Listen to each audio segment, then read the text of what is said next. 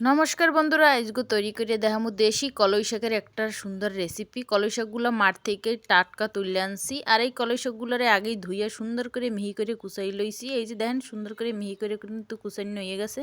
এখন ভাজার পালা। কড়াইতে তেল দিয়া পরিমাপ মতো দিয়ে দিলাম পেঁয়াজ কুচি। পেঁয়াজটা একটু হালকা ভাজি করে নেওয়ার পর এর ভিতরে একটা ডিম দিয়ে দেওয়া হয়েছে। ডিমটা ভালো করে ভাজি করে নিতে হইবে। ডিমটা ভালো করে ভাজি হয়ে গেলে এর ভিতরে কুচানো কলই শাকগুলো দিয়ে দেবো।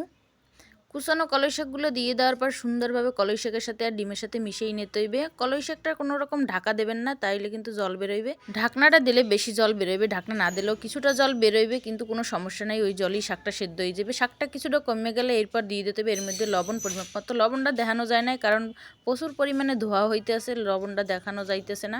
এই পর্যায়ে কিন্তু শাকটা কিছুটা হয়ে গেছে, তখন কিন্তু এই যে শুকনো মরিচগুলো তেলে টাইলে রাখছি, এই মরিচগুলো হাতে গুঁড়ি করে কিন্তু শাকের ভিতর দিয়ে দিলাম।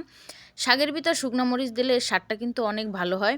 শাকটার ভিতর যে জলটা থাকবে ওইটা পুরোপুরি শুকিয়ে নিতে হইবে, তাহলে শাকটা ঝুরঝুরো হইবে আর খাইতেও ভালো লাগবে। শাকটা কিন্তু খাইতে খুবই ভালো হয়েছে, যারা খান না একবার হইলেও ট্রাই করবেন।